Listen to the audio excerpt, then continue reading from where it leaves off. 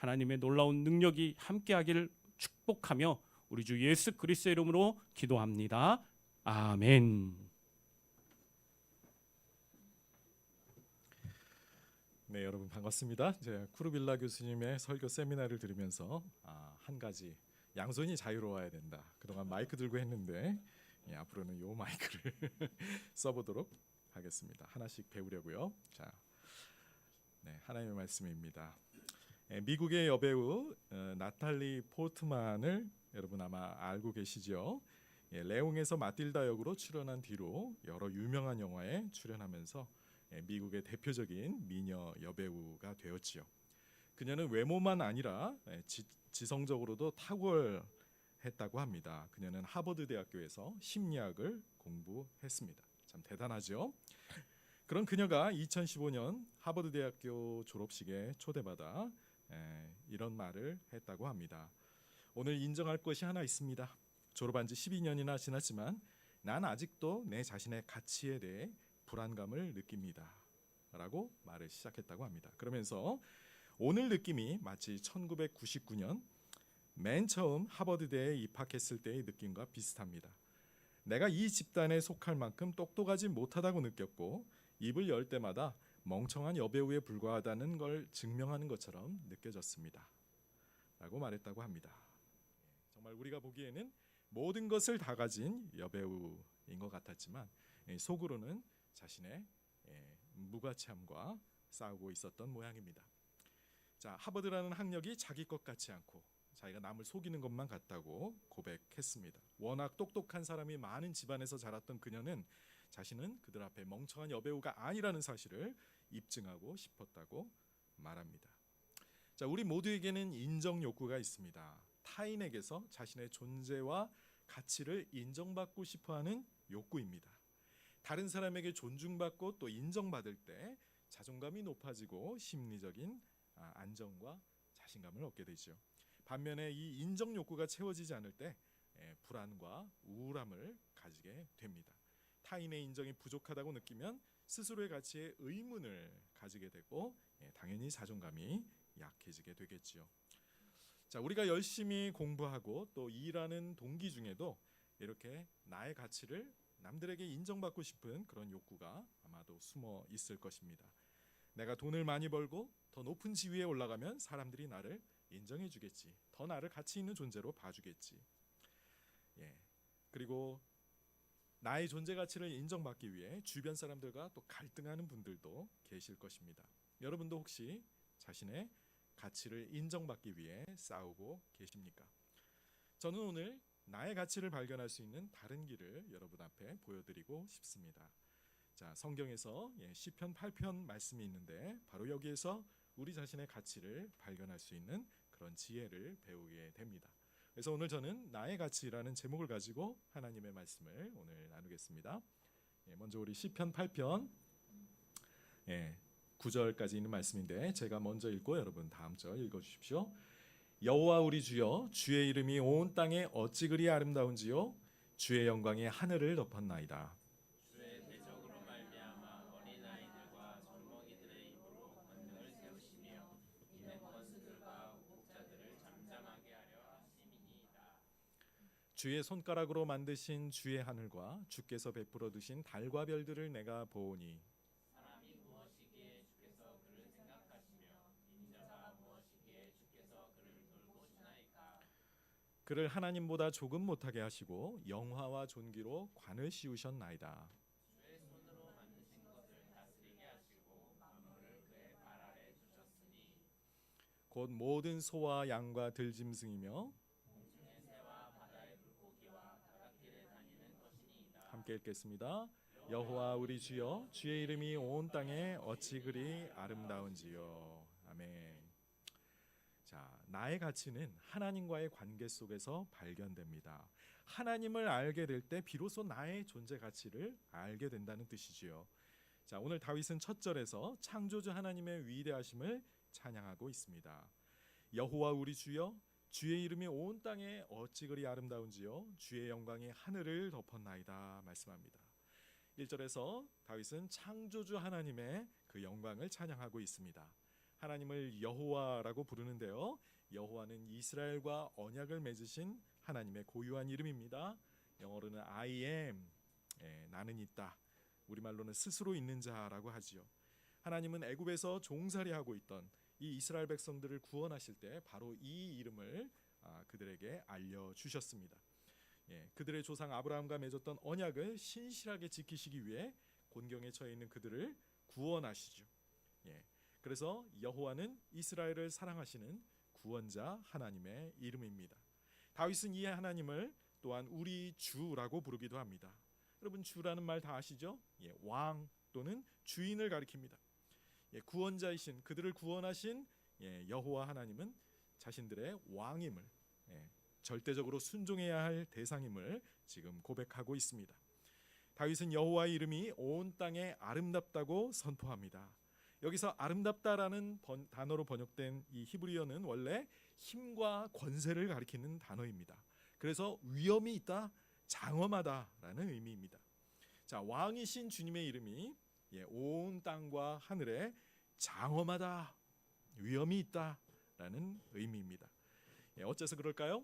하나님은 만유의 창조자로서 그분이 지으신 땅과 하늘에 그분의 성품이, 그분의 어떠함이 잘 드러나고 있기 때문입니다.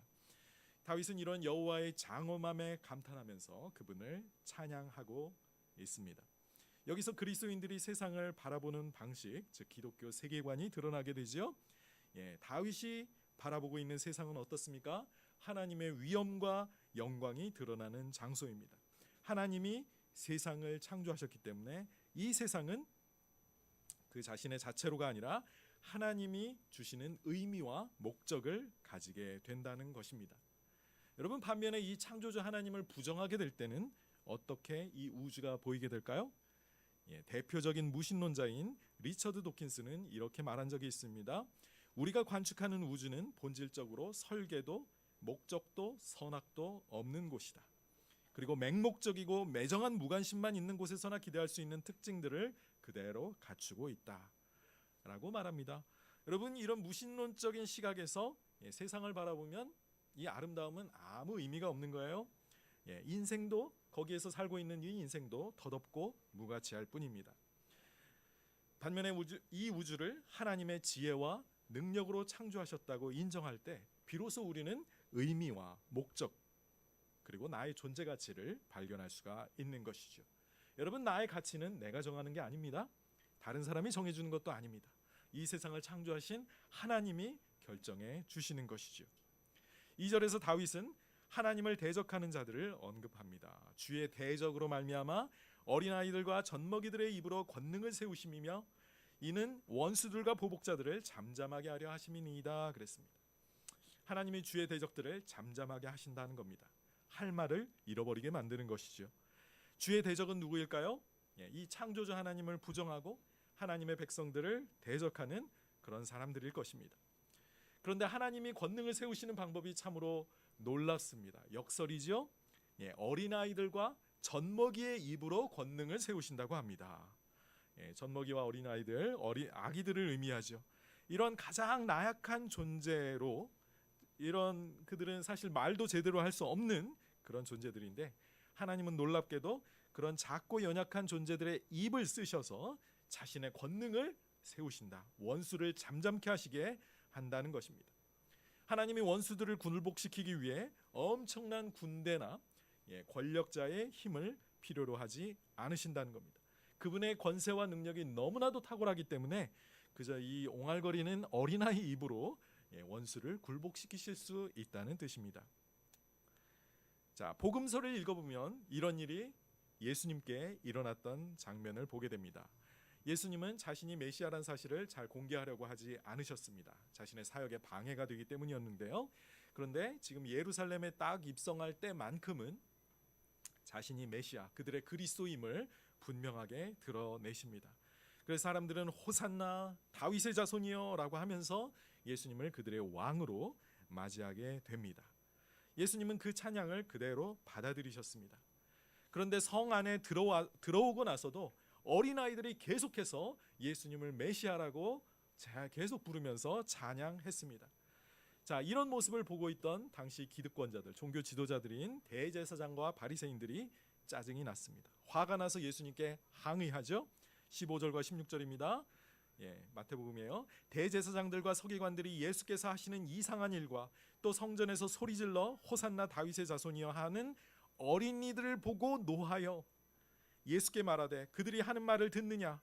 예수께서 이르시되 그렇다. 어린아기와 젖먹이들의 입에서 나오는 찬미를 온전하게 하셨다 함을 너희가 읽어본 일이 없느냐라고 하십니다. 자, 이 말씀 어디에서 나왔어요? 오늘 우리가 본 시편 8편의 말씀을 인용하시면서 이 어린이들이 노래하는 말을 인정하셨던 것입니다. 자, 예수님이 메시아란 사실을 종교 지도자들은 몰랐는데 어린아이들은 알았습니다. 그리고 또 그런 주님을 찬양했습니다. 여기서 바로 역설이 드러나는 것이죠. 종교 지도자들이 얼마나 어리석은 자들인가? 어린아이들은 아는데 그들은 모르고 있습니다. 다윗은 3절에서 계속해서 창조주의 위대함을 선포하고 있습니다. 주의 손가락으로 만드신 주의 하늘과 주께서 베풀어 두신 달과 별들을 내가 보니 그랬습니다. 주님이 만드신 그 낮의 그 파란 하늘과 또 밤이 되면 빛나는 달과 별들을 자기가 보고 또 하나님을 찬미한다고 합니다. 하나님이 손가락으로 그것들을 지으셨다고 그렇게 말씀하고 있죠. 여러분, 밤하늘에 빛나는 별들의 수를 알고 계십니까? 우리의 눈으로 보여지는 그 별들은 한 6천 개쯤 된다고 합니다. 그렇지만 실제로 우리 은하에는 훨씬 더 많죠. 3천억 개의 별이 빛나고 있다고 합니다. 요즘 도시에서는 우리가 별들을 잘 볼 수 없고요. 몽골 같은 데 가서 밤하늘에 봐야 별들이 얼마나 많고 아름다운지를 알게 된다고 하죠. 자, 전기가 없던 시절에는 밤이 훨씬 더 길었습니다. 그래서 고대인들은 별들을 바라볼 시간도 많았겠죠. 그래서 이 고대의 사람들은 달과 별, 이런 밤하늘의 아름다움과 광대함을 훨씬 더 깊이 느끼고 거기에서 의미를 찾아냈습니다. 자, 창세기 1장을 보면 하나님이 해와 달과 별들을 창조하신 목적이 징조와 계절과 날과 해를 이루게 하시고 또 낮과 밤을 각각 주관하게 하신 것을 알 수 있습니다. 그래서 고대인들은 달과 별을 보면서 한 달 단위로 날짜를 계산했습니다. 또 별들이 이렇게 한 바퀴 도는 그걸 보면서 1년이 지나간 것을 알았지요. 그래서 이 고대인들에게 달과 별의 움직임은 매우 중요했고요. 그래서 일상의 길흉화복까지도 이 별들을 보면서 점쳤습니다. 왕궁에는 그래서 천문을 연구하는 사람들이 있었죠. 점성술이 발전했던 겁니다. 또 왜냐하면 거기에 맞춰서 농사를 지었고요. 뱃사람들은 그 별자리를 보면서 먼 곳까지 정확하게 방위를 읽고 여행할 수 있었습니다. 제가 방학 때 고대 유적들에 대한 책을 읽으면서 깜짝 놀랐습니다. 이집트의 피라미드를 비롯한 많은 고대 유적이 사실은 다 별자리를 측정하는 것과 관련이 있다고 합니다. 그리고 또 그 측정 기술이 얼마나 정확했는지 요즘 현대 과학자들이 최근에 와서야 발견한 황도의 미묘한 차이까지도 고대인들은 이미 알고 있었다는 것이죠. 자, 별들이 이렇게 놀랍고 아름다운 그런 창조물이었기 때문에 이 고대 문화에서는 종종 별들이 신성화되고 숭배의 대상이 되기도 했습니다. 잘 알고 계시죠? 사실 해나 달이라는 이름 자체가 신의 이름과 신의 이름이었어요. 창세기 1장에 보면 이제 해라는 단어가 쉐메시거든요. 그리고 달이라는 단어는 야리입니다. 그런데 창세기 1장을 읽어보시면 이 단어들을 쓰지 않아요. 큰 광명과 작은 광명이라고 부르면서 이렇게 사람들이 신이라고 불리는 그 신화적인 요소를 억제하고 있습니다. 자, 이교도들은 신으로 숭배할 만큼 이 찬란하고 아름다운 별들을 다윗은 뭐라 그래요? 하나님이 손가락으로 지으셨다라고 말씀합니다. 이 광대한 우주와 수많은 별들 자체에 매료되기보다 그는 그것들을 지으신 하나님의 손길을 의식하고 있는 것이죠. 이 모든 것들을 너무나도 놀랍게 창조하신 그 하나님의 위대하심을 그는 찬양하고 있는 것입니다. 우리가 보는 하늘의 달과 별은 이런 차갑고 맹목적인 우주가 아니라 하나님이 우리를 생각하셔서 창조하신 그분의 돌보심의 증거라는 것입니다. 이 우주의 아름다움과 조화는 그저 우연이 아니라 우리를 사랑하시는 그리고 또 돌보시는 하나님의 손길이라는 것입니다. 바로 여기에서 우리는 인간의 가치, 인간의 존엄성을 발견하게 되지요. 자, 4절부터 다윗은 바로 인간 자신에게로, 바로 나 자신에게로 시선을 돌립니다. 4절입니다. 사람이 무엇이기에 주께서 그를 생각하시며 인자가 무엇이기에 주께서 그를 돌보시나이까. 다윗은 인간의 영광을 지금 묵상하고 있습니다. 하나님이 창조하신 이 모든 우주보다 더 경이롭고 놀라운 존재가 바로 인간 자신이지요. 가장 경탄한 일은 하나님이 사람을 생각하고 계시고 그를 돌보신다는 그런 사실입니다. 자, 인간은 아무 의미도 없는 우주에 내던져진 존재가 결코 아닙니다. 하나님이 그를 주목해 보시고 있고요, 그를 돌보시고 계십니다. 주님이 사실 하늘의 이 해와 달과 별들을 지으신 목적, 그래서 시간과 절기를 이루게 하신 이 모든 것도 사실은 사람을 위해서 그렇게 창조하셨던 것이죠. 다윗은 그런 우주 한가운데 자신을 그토록 존귀하게 여기시는 하나님의 사랑에 지금 감동하고 있는 것입니다. 5절에서 여기서 비로소 인간의 무한한 가치를 선포하고 있습니다. 그를 하나님보다 조금 못하게 하시고 영화와 존귀로 관을 씌우셨나이다. 인간을 하나님보다 조금 못하게 하셨다고 합니다. 너무 당연하죠. 하나님의 피조물인데 하나님보다 못한 게 당연하지만 그러나 조금 못하게 하셨습니다. 자, 예전 번역에서는 천사, 하나님보다라는 자리에 천사보다라고 했었어요. 이것은 엘로힘이라는 단어가 하나님이란 뜻도 있지만 가끔 천사들로도 번역하는 것이 가능하기 때문입니다. 어쨌거나 이 말씀은 창세기 1장에서 하나님이 인간을 창조하실 때 자기 형상대로 지으셨던 그 사건을 우리에게 떠올리게 합니다. 인간은 하나님의 피조물이지만 다른 모든 피조물과 다릅니다. 하나님을 닮은 존재입니다. 그래서 하나님보다 조금 못한 존재인 거죠. 그리고 하나님이 창조하신 모든 것을 다스릴 왕으로 임명하셨습니다. 인간에게 영화와 존귀의 관을 씌워주셨다고 했죠. 이미 1절에서 하나님이 만유의 왕이시라고, 나의 주님이시라고 고백했었습니다. 그런데 그런데 하나님은 그 만유에 대한 통치권을 누구에게? 인간에게, 우리 사람에게 맡겨주셨습니다. 인간의 머리에 씌워주신 관은 우리의 왕권을 상징합니다. 영화와 존귀라는 이 표현은 본래 하나님께 많이 쓰여지던 표현인데 이제는 누구에게도 하나님과 비슷한 존재로 창조된 인간에게도 적용되고 있습니다. 자, 6절에서 8절은 그런 인간에게 부여된 고귀한 사명을 지금 말씀하고 있습니다. 6절입니다. 주의 손으로 만드신 것을 다스리게 하시고 또 만물을 그의 발 아래 두셨으니 그랬습니다. 와, 만물이 하나님께 지은 바 되었으니 하나님의 것이죠. 하나님의 지배 아래 있는데 하나님보다 조금 못한 존재인 인간에게 이 모든 통치권을 맡겨주셨다는 것입니다. 7절과 8절은 그 구체적인 다스림의 대상들을 열거합니다. 곧 모든 소와 양과 들짐승이며 공중의 새와 바다의 물고기와 바닷길에 다니는 것이니이다 그랬습니다. 창세기 1장에서 하나님이 창조했다고 한 모든 동물들이 여기에 다 망라되어 있습니다. 인간은 소나 양 같은 가축만이 아니라 들짐승까지도 다스리게 되어 있습니다. 또 땅의 짐승만이 아니라 공중의 새와 바닷속에 있는 물고기들까지도 다 다스릴 자로 임명받았습니다. 만물을 다스리는 왕, 이것이 하나님께서 인간에게 부여하신 그런 존귀와 영광입니다. 이것은 기독교 신앙을 가질 때만 가질 수 있는, 발견할 수 있는 인간의 가치, 바로 나의 가치입니다. 이런 인간의 존엄성이, 성경에서 인정하고 있는 이런 인간의 존엄성이 그래서 세계 각국의 헌법에 명시되어 있게 되죠. 이것은 바로 기독교 정신에서 나온 것입니다.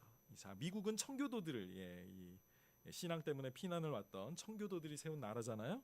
그래서 그 나라의 헌법을 작성할 때 바로 기독교 정신에 입각해서 인간의 존엄성을 명시했습니다. 미국의 헌법 1조가 이렇다고 합니다. 모든 미국인은 인간으로서 존엄과 가치를 가지며 정의를 추구하고 자유롭게 민주주의를 증진할 권리를 가진다. 이렇게 규정합니다. 영광과 존귀로 관을 씌웠다는 기독교의 인간관이 이 헌법에 반영되어 있는 것이죠. 이것을 가장 잘 반영하고 있는 제도가 바로 자유민주주의입니다. 이것이 기독교 문명의 산물인 것이죠. 역시 이 미 합중국의 헌법이 세상의 모든 헌법에 영향을 끼쳤고 우리나라 대한민국 헌법 제10조에도 역시 모든 국민이 인간으로서의 존엄과 가치를 가지며 행복을 추구할 권리를 가진다고 명시하고 있습니다. 이렇게 인간의 가치를 보장하는 세계의 헌법은 바로 성경의 세계관, 가치관에서 유래한 것입니다. 자, 이렇게 우리가 하나님을 인정할 때 비로소 인간의 존엄성을 발견하고 나의 가치를 발견할 수 있는 것이죠. 그렇다면 하나님을 부정하게 되면 어떻게 될까요? 싸늘하고 맹목적인 우주에 던져진 나의 가치 또한 없어지게 되는 겁니다. 다윗은 마지막으로 하나님을 찬양하면서 시를 마무리합니다. 여호와 우리 주여, 주의 이름이 온 땅에 어찌 그리 아름다운지요. 1절과 같은 식구를 반복했는데 수미 쌍관이라고 고등학교 때 배우셨죠? 네. 같은 말로 하나님을 찬양하지만 그러나 그 중간에 기록된 말 내용으로 인해 우리가 하나님을 더 뜨겁게 찬양해야 될 이유가 생깁니다. 이 광대한 하늘과 밤의 달과 별은 우리를 돌보시는 하나님의 손길입니다. 하나님은 자신이 창조한 모든 것을 다스리도록 우리를 지으셨습니다. 자신보다 조금 못한 존재로 우리를 지으셨어요. 그러니 그분은 마땅히 찬양과 영광을 받으셔야 합니다. 이렇게 하나님이 창조하신 이 세계를 바라볼 때 비로소 나의 존재의 목적과 가치를 이해할 수 있습니다. 이러한데도 혹시 우리 중에 열등감에 시달리는 분들이 계실까요? 만약 그렇다면 그것은 하나님의 말씀에서 나온 생각이 아니라 세상적인 생각, 육신적인 생각인 것이죠. 하나님 앞에서 나의 존재의 가치를 충분히 발견할 수 있는데도 다른 사람과 자신을 비교하면서 자신을 부족하다고 느끼는 겁니다. 나는 남들만큼 잘생기지도 못했고 머리도 나쁘고 돈도 없다. 이런 사실 때문에 비참함을 느끼는 거죠. 내 자신한테 불만족하는 겁니다. 여러분, 이것은 건강한 신앙인의 모습이 아닌 것입니다. 믿음에서 나온 생각이 아닌 것이에요. 여기서 더 나아가면 하나님을 원망하게 되죠. 하나님을 내가 믿었는데 나를 축복하셔서 남들보다 더 잘되게 해주셔야지. 내 꼬라지가 이게 뭡니까? 라고 하면서 하나님께 실망하는 것입니다. 여러분, 이것이 얼마나 하나님의 마음을 아프게 할까요? 여러분, 우리의 눈을 들어 이 아름다운 세상을 창조하신 그 하나님을 바라보시기 바랍니다. 그리고 그분 앞에 내가 얼마나 고귀하고 존귀한 존재인가를 다시 한번 발견하시기 바랍니다. 세상 사람들의 기준에서 나를 판단하지 마시고 하나님이 나를 어떻게 생각하는지를 가지고 나를 바라보시기 바랍니다. 내 가치를 정해주실 분은 세상 사람도 아니고 나도 아니고 바로 하나님이십니다. 언젠가 나는 그분 앞에 서서 내 인생을 심판받아야 합니다. 그러니 남들에게 인정받는 건 전혀 중요한 게 아니에요. 하나님께 인정받는 것이 참으로 중요합니다. 사람들의 평가에 좌우되지 마시고 그들의 평가에서, 그들의 시선에서 자유로워지실 수 있기를 바랍니다. 사도 바울은 이렇게 말씀했어요.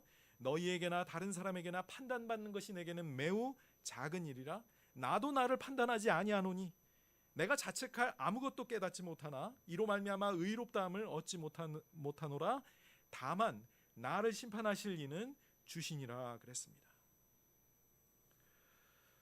자, 우리가 이렇게 이미 하나님이 우리를 창조하신 모습에서 이미 나의 가치를 발견할 수 있습니다. 그렇지만 내가 하나님 앞에 더 고귀한 존재임을 가르쳐주는 일은 또 있습니다. 바로 하나님의 아들 예수님이 우리를 위해 하신 일 때문입니다. 자, 구약에 있는 이 구약의 시편 8편을 신약에 있는 히브리서 기자가 이것을 예수 그리스도에게 적용하고 있어요. 그래서 이 시편 8편은 인간에 대한 찬양이기도 하지만 이것은 메시아 시편으로 또 사용되기도 합니다. 히브리서 2장 6절부터 한번 보실게요. 6절에서 8절까지 제가 읽겠습니다. 그러나 누구인가가 어디에서 증언하여 이르되, 시편 8편에서 다윗이 증언하여 이르되 이렇게 볼 수 있겠죠. 사람이 무엇이기에 주께서 그를 생각하시며 인자가 무엇이기에 주께서 그를 돌보시나이까. 그를 잠시 동안 천사보다 못하게 하시고 영화와 존귀로 관을 씌우시며 만물을 그 발 아래 복종하게 하셨느니라 하였으니. 시편 8편에 인용하면서 이렇게 말합니다. 만물로 그에게 복종하게 하셨은즉, 메시아죠. 복종하지 않은 것이 하나도 없어야 하겠으나 지금 우리가 만물이 아직 그에게 복종하고 있는 것을 보지 못하고 그랬습니다. 자, 예수님이야말로 시편 8편에 기록한 그 영광스러운 인간의 모습에 가장 들어맞는 분입니다. 만물을 그의 발 아래 복종하게 한 그 인간은 사실 예수 그리스도를 가리킨다고 여기서 본 거지요. 그러나 아직 우리가 완전히 모든 것이 예수님에게 복종하고 있는 현실을 보고 있지는 못하다. 주님 다시 오실 때 이루어지겠죠. 자, 그런데 히브리서 기자가 그보다 더 이 시편이 예수님에게 해당된다고 본 지점은 따로 있습니다. 9절입니다. 오직 우리가 천사들보다 잠시 동안 못하게 하심을 입은 자, 아까 천사들보다 잠시 못하게 하셨다. 곧 죽음의 고난 받으심으로 말미암아 영광과 존귀로 관을 쓰신 예수를 보니 이를 행하심은 하나님의 은혜로 말미암아 모든 사람을 위하여 죽음을 맛보려 하심이라 그랬습니다. 하나님보다 잠시 못하게 하셨다라는 것을 히브리서 기자는 천사들보다 못하게 하셨다라는 말씀으로 인용합니다. 신약에서 예수님은 본래 하나님이셨지만 우리를 구원하시기 위해 인간의 몸을 입고 오셨죠. 그것을 성육신이라고 합니다. 그런데 히브리서 기자가 의미하는 바 천사보다 잠시 못하게 되셨다는 것은 단지 인간이 되신 것을 넘어서 무슨 의미예요? 십자가에서 죽으신 그 사건을 의미한다고 보았습니다. 여러분, 예수님이 왜 십자가에서 그 죽음의 고난을 맛보셨나요? 여기 나와 있죠. 모든 사람을 구원하기 위해서입니다. 하나님의 은혜로 모든 사람을 구원으로 인도하기 위해 자신의 몸을 하나님 앞에 속죄 제물로 바치신 것이죠. 천사들은 영적인 존재이기 때문에 육신의 죽음을 경험하지 않습니다. 그러나 사람이 되신 예수님은 우리의 죄값을 위해 천사보다 못하게 죽음을 경험하신 것입니다. 바로 여기에서 하나님이 우리를 얼마나 사랑하고 얼마나 가치 있게 여기시는가를 알게 됩니다. 하나님이 우리를 얼마나 사랑하셨는지, 그 아들을 아끼지 않고 희생하셔서 우리를 구원하신 것이죠.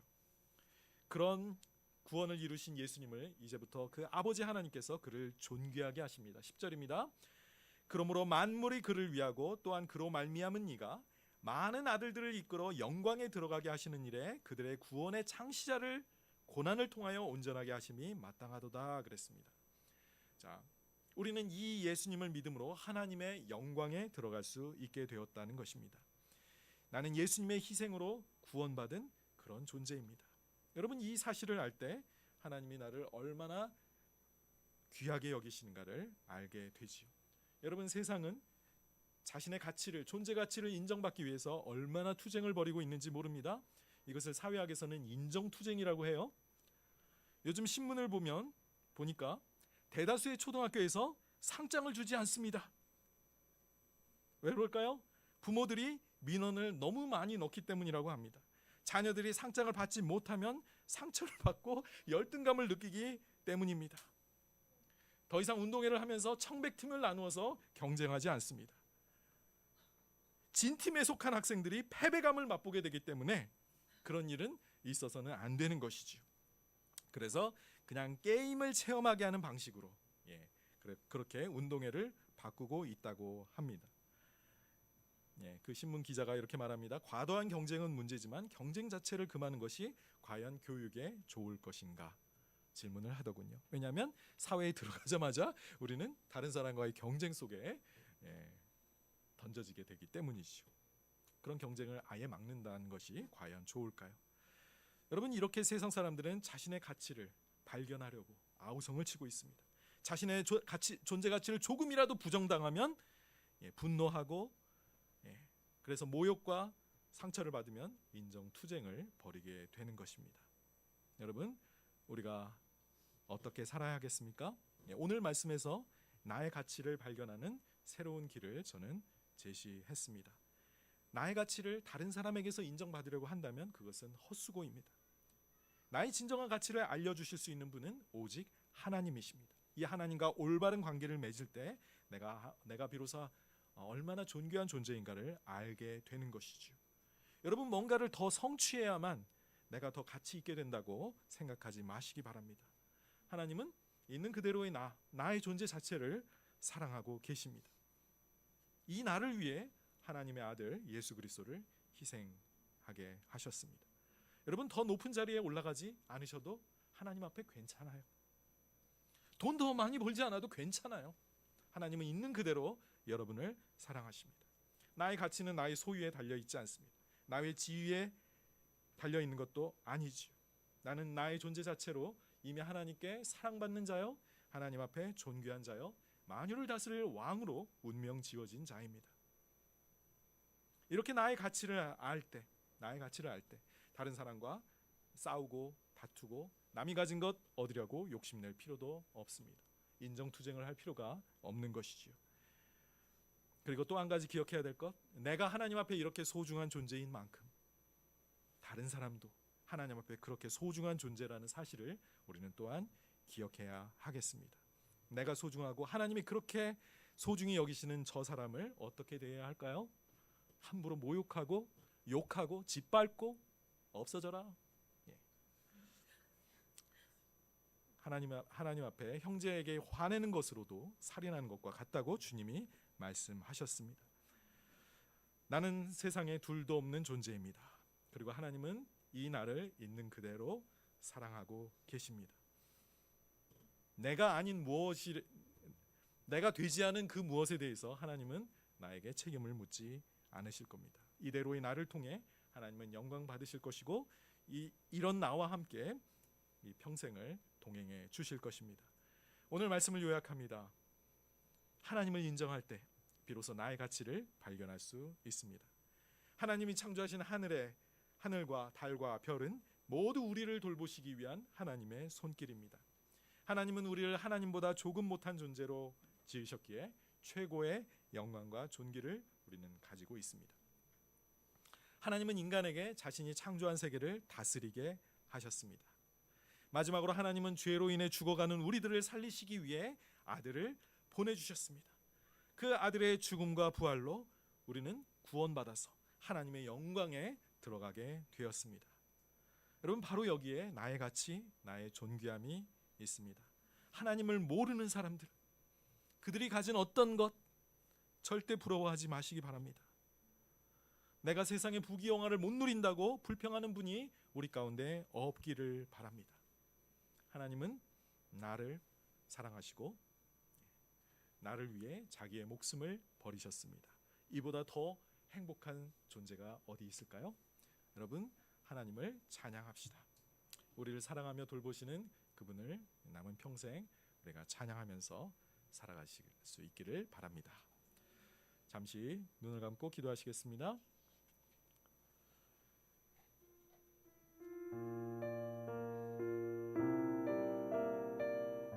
여러분, 오늘 말씀 들으면서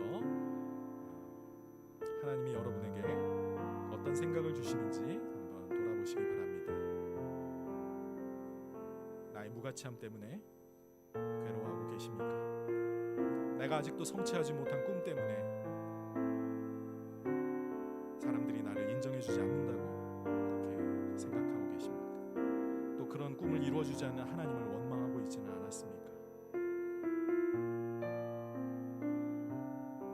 오늘 이 시간 내가 무언가 성취하지 않아도, 내가 뭔가 더 가지지 않아도, 내 지위가 더 높지 않아도 하나님이 있는 그대로의 나를 사랑하시고 존귀하게 여기신다는 사실을 살펴보았습니다. 그 사실을 명심하면서 하나님 앞에 기뻐하시고 또 하나님을 찬양할 수 있기를 바랍니다.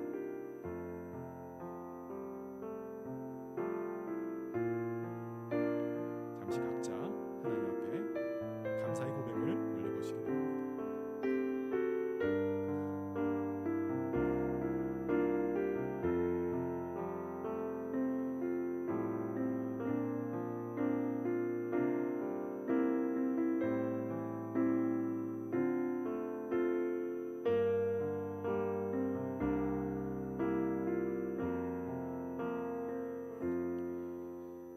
이 시간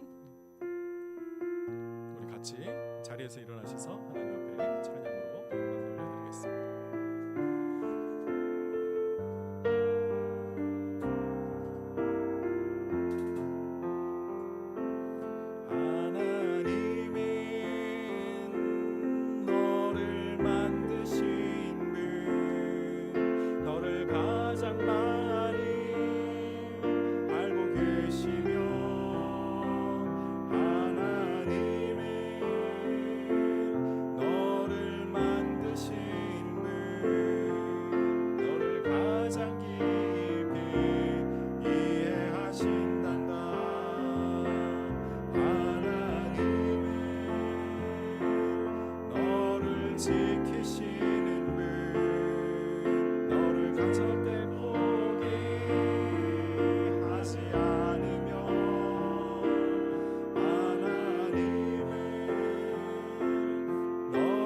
지키시는 분 너를 쉬지 않고 지켜보신단다. 그의 생각 셀 수 없고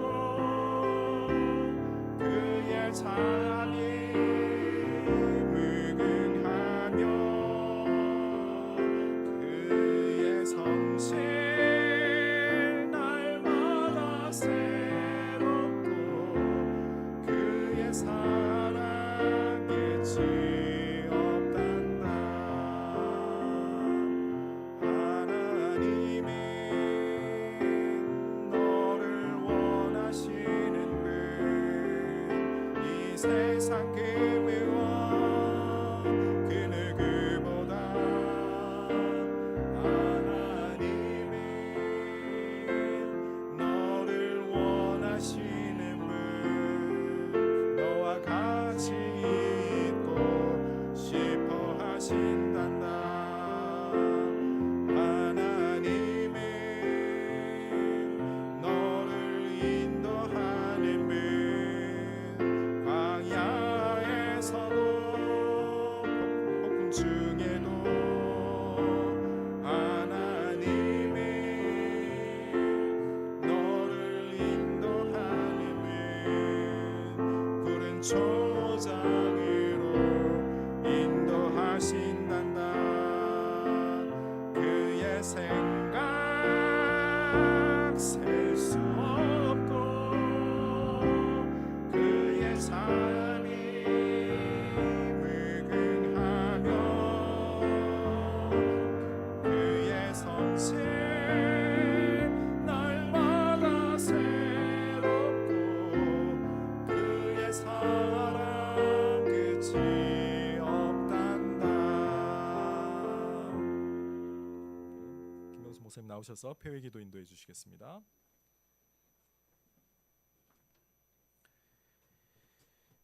하나님, 우리를 사랑하시고 늘 우리를 존귀케 해주심을 인하여 감사드립니다.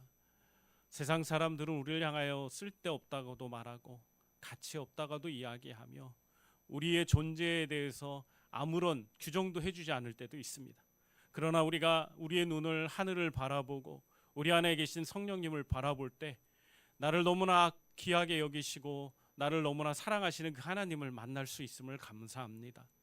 우리가 세상 사람들이 이야기하는 그런 이야기들이 아니라 하나님 우리에게 들려주시는 이 이야기에 귀를 기울이며 나의 존재의 이유와 목적과 가치를 우리가 재발견할 수 있게 도와주시옵소서. 언제나 나를 너무나 귀하게 여기시고 나를 사랑하시는 그 하나님의 은혜를 힘입어서 이번 한 주간도 하나님 더 힘있게 살아가길 원합니다. 하나님께서 우리와 함께 하시고 우리를 승리케 하시고 우리를 지켜주실 것을 믿습니다. 그 은혜 속에서 우리가 더 주님을 신뢰하고 주님과 더 동행하는 하나님의 귀한 백성들, 하나님의 사랑받는 모든 성도들이 될 수 있도록 주님 축복해 주시옵소서. 하나님의 크신 사랑이 이 한 주간의 우리 성도들의 머리마다 하나님 함께할 것을 믿으며 우리 주 예수 그리스도의 이름으로 기도합니다. 아멘.